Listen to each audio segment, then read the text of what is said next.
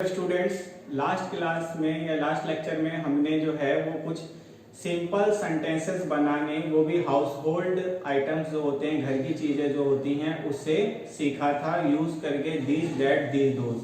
ऐसे ही आज की क्लास में भी हम कुछ और तरीके के सेंटेंस बनाना सीखेंगे। ठीक है, तो उसके लिए जो आज टॉपिक हम कवर करेंगे वो है सेंटेंस एंड इट पार्ट, यानी सेंटेंस क्या होते हैं और उसके पार्ट्स के बारे में जानेंगे। प्रोनाउन, और प्रोनाउन में भी बेसिकली हम पर्सनल प्रोनाउन अभी से जानेंगे, जिसे सब्जेक्टिव भी कहते हैं, सब्जेक्ट की जगह पे यूज होते हैं। ठीक है, तो अगर मैं आपको नॉर्मली सेंटेंस के बारे में समझाऊं, जो कि आज का हमारा पहला टॉपिक है, तो सेंटेंस क्या होते हैं। तो याद होगा फर्स्ट लेक्चर में हमने कहा था कि किसी भी चीज को करने के लिए पहले यूनिट की जरूरत पड़ती है। तो वो इंग्लिश लैंग्वेज की यूनिट जो है हमारी अल्फाबेट बनी थी, लेटर्स बने थे, जो ABCD होता है। अब उसी को जब हम ग्रुप कर देते हैं तो वर्ड्स बनते हैं, जो आपको वोकैबुलरी के बारे में समझाया गया है। ठीक है, और वही जब ग्रुप ऑफ वर्ड्स मिल जाते हैं और एक कंप्लीट मीनिंग दे रहे होते हैं तो उसे हम सेंटेंस कहते हैं। ठीक है, तो आइए हम सेंटेंस के बारे में समझते हैं। तो अगर मैं बात करूं सेंटेंस, ठीक है, तो अगर मैं कहूं सेंटेंस क्या होते हैं तो आप क्या कहोगे? Group of words that give complete thought. ठीक है, और कह सकते हैं कंप्लीट इन इटसेल्फ, जो खुद में ही पूरा हो। ठीक है, तो यहां पे हमने क्या देखा कि सेंटेंस जो होते हैं ग्रुप ऑफ वर्ड्स होते हैं और जो पूरी बात बता देते हैं, जो बताने की कोशिश कर रहे हैं। एग्जाम्पल के लिए मैं दो बातें लूंगा आपको, देखो। Normally Ram is a boy. ठीक है, इसके बाद इसको थोड़ा सा और कर देते हैं, इज राम बॉय ए। अब देखो दोनों के दोनों जो हैं वो क्या है, राम इज ए बॉय और इज राम बॉय ए, दोनों ग्रुप ऑफ वर्ड्स हैं। तो अगर मैं सीधा कहता कि ग्रुप ऑफ वर्ड सेंटेंस कहलाते हैं, तो ये क्या होता कि इसको जब हम देखते तो इसके अंदर ग्रुप तो है वर्ड्स का, लेकिन इसकी कोई मीनिंग नहीं निकल रही है, इज राम बॉय ए। लेकिन वही अगर मैं ऊपर देखता हूं, ऊपर वाला सेंटेंस, तो राम इज ए बॉय, तो इसका एक मीनिंग बन रहा है कि राम एक लड़का है, एक कंप्लीट मीनिंग दे रहा है, पूर्ण अर्थ दे रहा है। इससे हम समझ जाते हैं कि ये सेंटेंस है। तो याद रहेगा सेंटेंस क्या होता है, ग्रुप ऑफ वर्ड होते हैं जो हमें क्या दे रहे होते हैं, एक कंप्लीट थॉट, यानी जो हम बताना चाहते हैं वो पूरी बात समझा पा रहे होते हैं हमें। ठीक है, तो ये याद रख लेना कि सेंटेंस जो होता है ग्रुप ऑफ वर्ड होता है जो हमें कंप्लीट थॉट दे रहा होता है। अब बात आती है कि जो सेंटेंसेस हैं उसके कितने पार्ट्स होते हैं। तो अगर मैं बात करूं किसकी, सेंटेंसेस की, तो इसके दो मेन पार्ट होते हैं। ठीक है, कौन कौन से? एक होता है सब्जेक्ट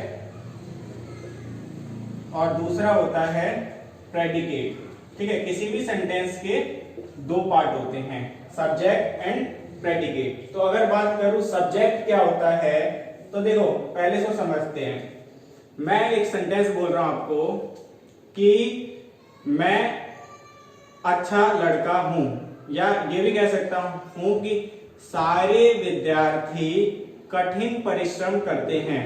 ठीक है, तो यहां पे मैंने देखा सारे विद्यार्थी कठिन परिश्रम करते हैं, तो यहां पे विद्यार्थी की बात हुई और वो क्या करते हैं उसकी बात आई। तो नॉर्मली अगर मैं कहूं तो जो वाक्य के अंदर जो वर्ड आपको दिखाई दे रहा है, जो कुछ कर रहा है, ठीक है, बेसिकली वो पर्सन हो सकता है, प्लेस हो सकता है, थिंग हो सकता है, वो जो वर्ड काम कर रहा है या जिसके लिए सारा सेंटेंस बना है। जैसे यहाँ पे स्टूडेंट्स हो गए, विद्यार्थी हो गए, विद्यार्थी कठिन परिश्रम करते हैं, तो यहाँ पे विद्यार्थी के जो है वो काम कर रहे हैं, कठिन परिश्रम कर रहे हैं। ठीक है, या मैं कहूं ताजमहल एक खूबसूरत इमारत है, Taj Mahal is a beautiful monument. तो यहाँ पे ताजमहल जो है द लगा देना आगे, the Taj Mahal is a beautiful monument. तो यहाँ किसके लिए बात हो रही है? ताजमहल के लिए। तो जिस सेंटेंस में जिस पर्सन के लिए, प्लेस के लिए, थिंग के लिए बात हो रही होती है या पूरा सेंटेंस बना होता है या जो खुद कुछ कर रहा होता है तो उसे हम सब्जेक्ट कहते हैं, ठीक है, और हिंदी में कर्ता कहते हैं, ठीक है। और वहीं प्रेडिकेट क्या होता है? तो मैंने कहा विद्यार्थी कठिन परिश्रम करते हैं, तो विद्यार्थी कर रहे हैं, तो विद्यार्थी या स्टूडेंट्स जो हो गए वो सब्जेक्ट हो गए, और उनके लिए जो पूरी बात कही जाती है वो प्रेडिकेट होती है, ठीक है। क्या होती है? प्रेडिकेट। तो यहाँ पे जो है प्रेडिकेट क्या होता है? तो प्रेडिकेट होता है सब्जेक्ट के बारे में जो चीजें कही जाती है, ठीक है, से, ठीक है, कुछ भी जो कही जाएगी। जैसे मैंने कहा कि students are they do hard work, यानी कि जो विद्यार्थी हैं वो कठिन परिश्रम करते हैं। तो यहाँ पे विद्यार्थी हो गए सब्जेक्ट और कठिन परिश्रम करते हैं हो गया प्रेडिकेट। इसी सेंटेंस को लेता हूं जो पहले हमने लिखा था। तो यहाँ पे एक हो गया राम और दूसरा हो गया इज ए बॉय। तो राम जो है क्योंकि वो काम कर रहा है तो राम हो गया सब्जेक्ट और इज ए बॉय हो गया प्रेडिकेट, ठीक है, प्रेडिकेट। ऐसे ही यहां पे लिख सकता हूं वी आर वॉचिंग टीवी, ठीक है। तो वी आर वॉचिंग टीवी।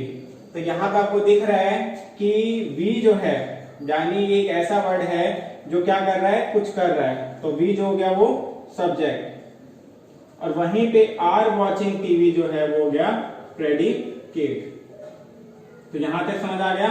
तो यहां पे हमने देखा कि किसी भी वाक्य के, किसी भी सेंटेंस के दो पार्ट होते हैं, सब्जेक्ट एंड प्रेडिकेट। सब्जेक्ट हो गया वो पार्ट जो कि उस सेंटेंस के अंदर कुछ कर रहा होगा या जिसके लिए सेंटेंस बना होगा, ठीक है। जैसे एग्जांपल के लिए कि यहीं पे मैंने कहा वी आर वॉचिंग टेलीविजन, तो हम जो हो गया वो काम कर रहे हैं, टीवी देख रहे हैं, तो हम हो गए सब्जेक्ट, वी हो गया सब्जेक्ट, और क्या कर रहे हैं वो हो गया प्रेडिकेट, आर वॉचिंग टीवी, यानी हम देख रहे हैं टीवी। याद रहेगा।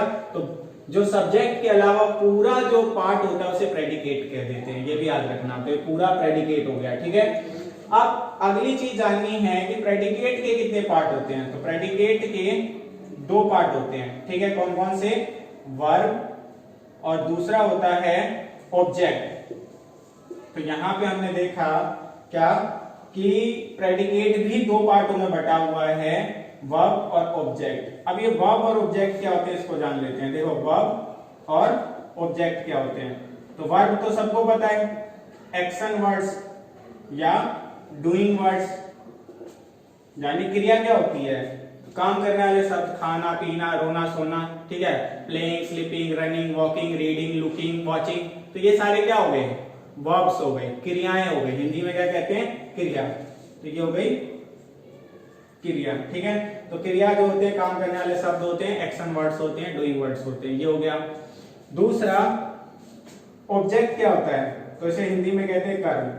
तो आपने गौर किया होगा कि जब सब्जेक्ट कोई काम करता है तो कोई तो ऐसा सेंटेंस में या वाक्य में एक चीज होती है जिसके ऊपर उसका असर पड़ता है। फॉर एग्जाम्पल कि मैं, या कोई भी एक एग्जाम्पल अलग से ले लेते हैं कि बच्चा दूध पीता है, ठीक है। तो यहाँ पे बच्चा तो सबको पता है सब्जेक्ट है और दूध पीता है जो है वो प्रेडिकेट है। ये क्लियर है, ठीक है। कि यहाँ पे इंग्लिश में कहें तो चाइल्ड ड्रिंक्स मिल्क, ठीक है, चाइल्ड ड्रिंक्स मिल्क, बच्चा दूध पीता है। तो यहाँ पे चाइल्ड जो हो गया वो क्या हो गया? सब्जेक्ट, और ड्रिंक्स मिल्क जो हो गया वो प्रेडिकेट। लेकिन प्रेडिकेट में जो ड्रिंक्स मिल्क पूरा है उसके भी दो पार्ट हो गए, एक ड्रिंक्स मिल्क, यानी दोनों प्रेडिकेट थे।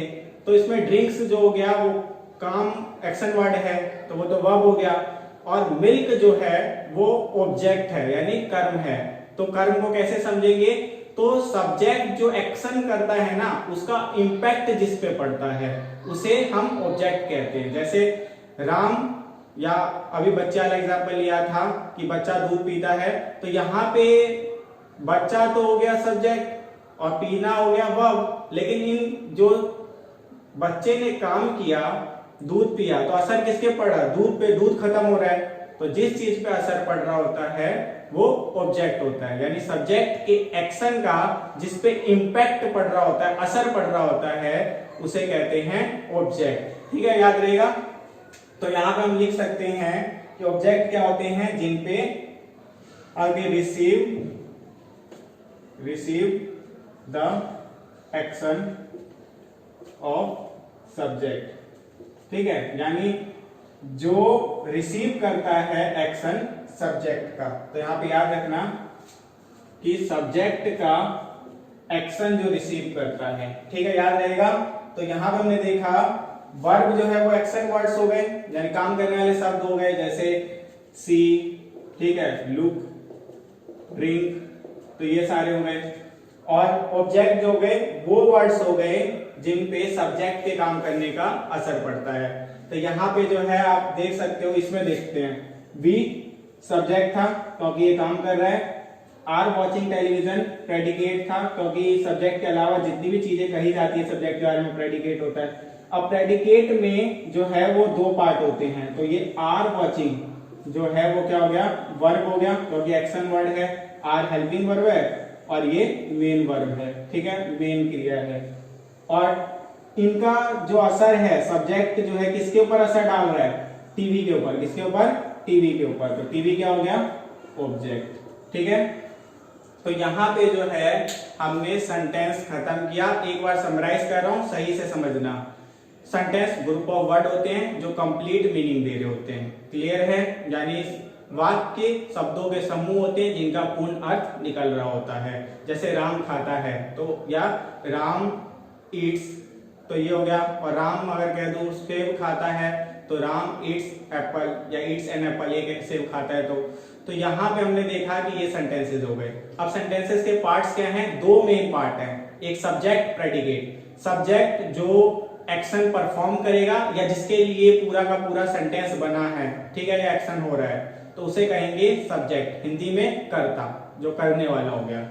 दूसरी तरफ प्रेडिकेट, जो भी बात सब्जेक्ट के लिए कही जाएगी, ठीक है, या बताई जाएगी, वो सारी बातें या सारा जो पार्ट होगा वो प्रेडिकेट होगा। जैसे Ram is a boy, is a boy जो है वो पूरा प्रेडिकेट है, याद रखना।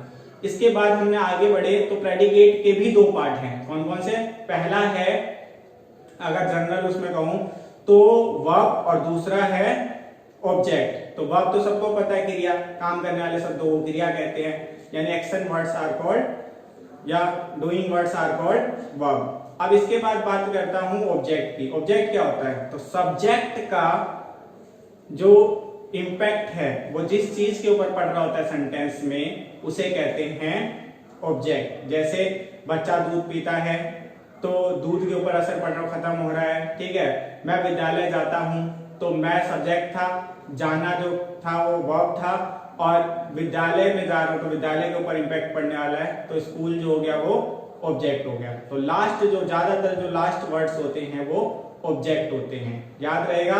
तो पहले सेंटेंस को दो पार्ट में बांटना, सब्जेक्ट, प्रेडिकेट, और प्रेडिकेट में वर्ब और साथ में आ जाएगा ऑब्जेक्ट। क्लियर है, होप आप लोगों को समझ आ गया होगा। अब नेक्स्ट टॉपिक की ओर जाते हैं, उससे पहले से नोट डाउन कर लो।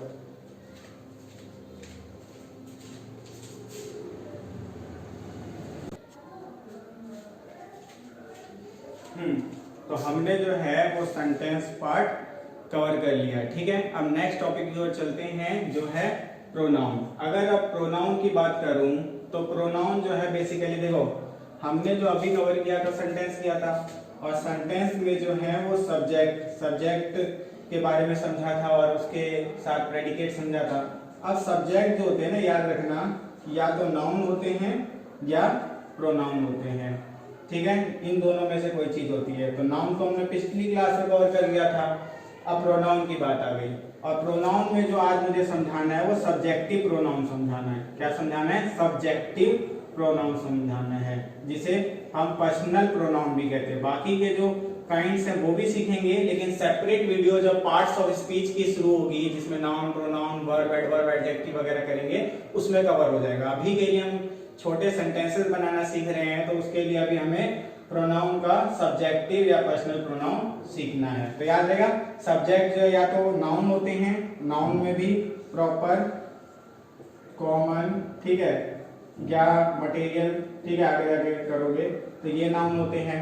और प्रोनाउन में जो है या सब्जेक्टिव प्रोनाउन होते हैं, सब्जेक्ट, ठीक है, ज्यादातर सब्जेक्टिव प्रोनाउन होते हैं या पर्सनल प्रोनाउन होते हैं। तो यहाँ पे हम स्टार्ट करते हैं। तो देखो सब्जेक्टिव प्रोनाउन की अगर बात करूं, सब्जेक्टिव प्रोनाउन, ठीक है, या नॉर्मली कहूं तो पर्सनल प्रोनाउन इसका मेन वर्ड है, पर्सनल प्रोनाउन। तो पर्सनल प्रोनाउन कौन से होते हैं? जो सेंटेंस के अंदर, ठीक है, किसकी तरह? सब्जेक्ट की तरह यूज होते हैं। याद रहेगा अगर कोई पूछेगा सब्जेक्टिव प्रोनाउन क्या होते हैं, तो ऐसे वर्ड्स या ऐसे प्रोनाउन जो किसकी तरह? सब्जेक्ट की तरह एक्ट करते हैं किसी सेंटेंस में। जैसे एक एग्जांपल समझाऊं तो ही इज ए बॉय। अब ये सेंटेंस है, ठीक है, तो ये सब्जेक्ट है, ठीक है, और सब्जेक्ट में जो ये ही है प्रोनाउन है। अब ये प्रोनाउन है और सब्जेक्ट की तरह एक्ट कर रहा है, तो इसको कहेंगे सब्जेक्टिव प्रोनाउन। हाँ, सब्जेक्टिव प्रोनाउन, ठीक है। तो अब इसको जो है एक बेसिक आपको माइंड मैप दिया है कि प्रोनाउन, और साथ के साथ जो है हम कौन सा प्रोनाउन सीखेंगे? Subjective pronoun. तो यहाँ पे आपको बस याद रखना है कि प्रोनाउन क्या है और साथ में प्रोनाउन की जरूरत हमें क्यों पड़ती है, और पर्सनल प्रोनाउन, ये तीन चीजें प्रोनाउन में आज जानेंगे। तो प्रोनाउन के बारे में पहले समझाऊं तो देखो प्रोनाउन क्या होते हैं। तो प्रोनाउन जो होते हैं वो सब्स्टिट्यूट होते हैं, सब्स्टिट्यूट ऑफ नाउन, यानी नाउन की जगह पे इस्तेमाल करते हैं हम इन्हें, ठीक है। और नॉर्मल कहूं तो वर्ड्स दैट रिप्लेस नाउन और used in the place of noun, यानी ऐसे शब्द जो नाउन को हटा के उनकी जगह आते हैं उन्हें रिप्लेस करते हैं, या नाउन की जगहों पे उपयोग किए जाते हैं या प्रयोग किए जाते हैं, उन्हें सर्वनाम कहते हैं। क्या कहते हैं? सर्वनाम, यानी प्रोनाउन। क्लियर है? यहां तक समझ आ गया। अब एक बात बताता हूं कि प्रोनाउन की इंपॉर्टेंस क्या है। यानी अगर कोई कहता है कि हम प्रोनाउन यूज करते हैं तो क्यों करते हैं, हमें प्रोनाउन की जरूरत थी क्यों, महत्व क्या है प्रोनाउन का? तो सीधी सी बात रखना कि प्रोनाउन जो होते हैं किस लिए होते हैं? टू अवॉइड द रिपीटेशन, ठीक है, repetition and make the sentence easier to understand। तो यहां पे हमने क्या जाना कि इसकी इंपॉर्टेंस क्या है, प्रोनाउन को हम क्यों सीखते हैं? क्योंकि ये रिपीटेशन को हटाता है और सेंटेंसेस को इजी कर देता है समझने के लिए। जैसे एग्जाम्पल के लिए बताता हूं, Ram is a good boy. Ram is my friend. Ram father is a good man. ठीक है, तो यहां पे हमने गौर से देखा कि राम के बारे में सारी बात बताई गई। Ram is a good boy, Ram is my friend, Ram's father is a good man. तो यहाँ पे हमने देखा राम राम राम बार बार यूज हो रहा है। तो कई बार क्या होता है, कानों को भी सुनने में अजीब लगता है, एक ही शब्द बार बार आ रहा है। ठीक है, तो इसी चीज को प्रोनाउन जो है वो हटा देता है। ठीक है, और इन हमें जो सेंटेंस होते हैं उसको समझने में आसान बना देता है। तो अब इसके लिए देखो मैं क्या कर सकता था, Ram is a good boy, चलो ठीक है, एक बार तो यूज कर लिया।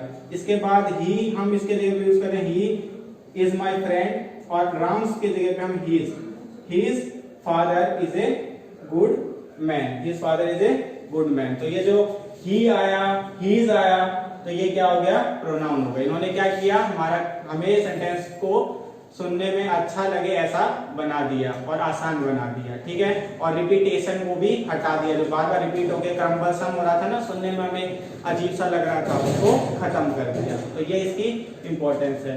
तो प्रोनाउन समझ आ गया। ऐसे वर्ड्स जो नाउन के जगह पे यूज होते हैं प्रोनाउन कहलाते हैं, यानी ऐसे शब्द जो संज्ञा के जगह पे उपयोग किए जाते हैं सर्वनाम कहलाते हैं। पहली बात इसकी महत्व क्या है, तो ये जो है वो बार बार जो कोई चीज रिपीट हो रही होती है उसको हटा देता है और उसके जगह पे आ जाता है। बेसिकली वो रिपीट होने वाली चीजें नाउन होती है, उनको हटा के ये आ जाता है। तो इसको यही इसकी इंपॉर्टेंस है। चलो आगे बढ़ते हैं।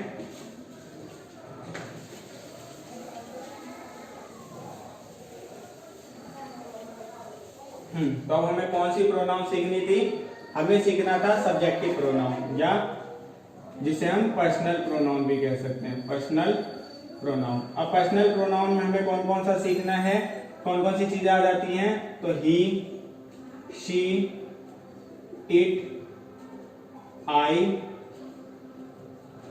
वी, दे, यू, ठीक है। तो ये तो यहाँ पे he, she, it, I, we, they, you, तो ये सारे वो प्रोनाउन हैं जो हम जब सेंटेंस में यूज करते हैं तो ये सब्जेक्ट की तरह यूज होते हैं, ठीक है, यानी सब्जेक्ट बनते हैं। तो इनको क्या कहा जाता है, सब्जेक्टिव प्रोनाउन कहा जाता है। जो सेंटेंस में सब्जेक्ट की तरह यूज किए जाते हैं प्रोनाउन, उन्हें सब्जेक्टिव प्रोनाउन या पर्सनल प्रोनाउन कहते हैं। अब ही, वह किसके लिए, लड़के के लिए, ठीक है। ऐसे ही शी का मतलब भी वह होता है, लड़की के लिए। इट का मतलब जो होता है वो भी वह होता है, या कई बार यह होता है। और ये किसके लिए होता है, किसी भी आगे एनिमल के लिए कर लेते हैं, ठीक है, जानवर के लिए कर लेते हैं, तो याद रखना। और नॉर्मली भी कई चीजों के लिए, ट्रीज वगैरह के लिए भी कर लेते हैं, कभी बार पेड़ वगैरह के लिए। और आई जो होता है वो खुद के लिए, मैं होता है इसका मतलब, बी हम, दे, वे सब जब बहुत सारे लोग होते हैं, ठीक है, तो वे सब, यू तुम, तू, आप, ये तीनों होते हैं।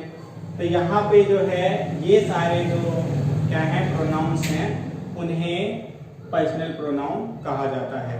ये एग्जांपल है पर्सनल प्रोनाउन या सब्जेक्टिव प्रोनाउन के। अब आपको जो चीज याद रखनी है वो ये कि नॉर्मली हम ही कहाँ भी यूज करेंगे। जैसे एग्जांपल के लिए कोई भी लड़का है और उसका नाम आप नहीं जानते हो तो ही आगे कह दोगे, या नॉर्मली कह सकते हो ही किसी भी लड़के को, जैसे वह अच्छा लड़का है, ठीक है, एग्जांपल के लिए वह अच्छा लड़का है। तो यहाँ पे लड़के की बात आ रखी है, तो he is a good boy.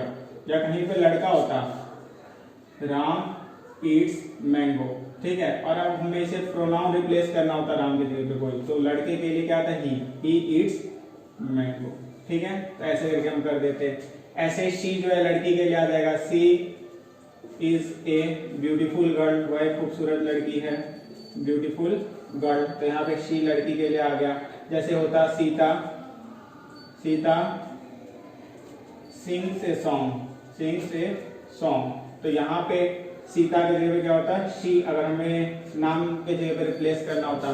और ऐसे ही अगर क्या होता है, कोई जानवर होता है, जैसे कि डॉग हैज 4 legs, ठीक है, तो यहाँ पे डॉग के जगह पे रिप्लेस करना होता है इट हैज 4 legs।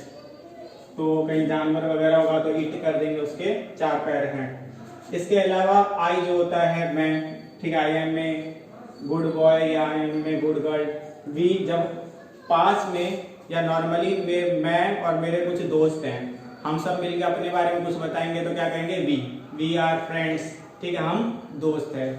ऐसे ही दे जो होता है वे सब, जब कोई आपके सामने बहुत सारे बच्चों का ग्रुप जा रहा है या बहुत सारे लोग हैं तो हम कह देते हैं दे, तो हम कह देंगे दे आर प्लेइंग, वे खेल रहे हैं, अगर खेल रहे होंगे तो अगर मेरे साथ बहुत सारे हैं तो वी, अपने लिए कुछ बताऊंगा तो।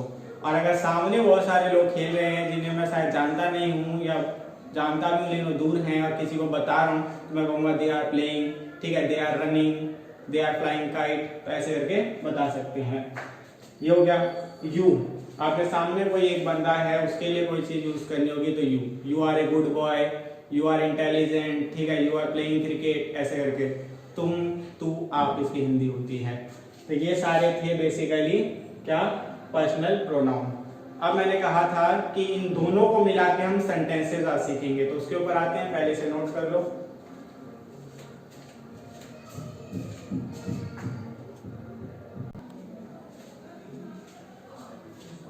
हाँ, तो आज हमने सेंटेंस सीखा और साथ ही के साथ हमने प्रोनाउन सीखा। अब इन दोनों को यूज करके सेंटेंसेस बनाते हैं। देखो, जैसे एग्जांपल के लिए आपको कोई दे दे वह खेलता है, ठीक है, तो आज हम ऐसे सेंटेंसेस बनाएंगे जिसमें जो है क्रिया का अंत जो है वो किससे हो रहा होगा, ता, ते, ती से हो रहा होगा। ऐसे सेंटेंसेस के ऊपर बात करेंगे जो बेसिकली किस में आता है, प्रेजेंट इंडेफिनिट में आता है। तो टेंस अभी नहीं सीख रहे, सिंपल सेंटेंस हैं, ठीक है। तो प्रेजेंट इंडेफिनिट को सिंपल प्रेजेंट टेंस भी कहते हैं, ठीक है। तो आज हम ऐसे ही सेंटेंस सीखेंगे जिसके अंदर क्या आएगा कि अंत में क्रिया के ताते ती आएगा और वाक्य का अंत है हो से होगा। तो देखो, वह खेलता है, ता से अंत हुआ क्रिया और है अंत में।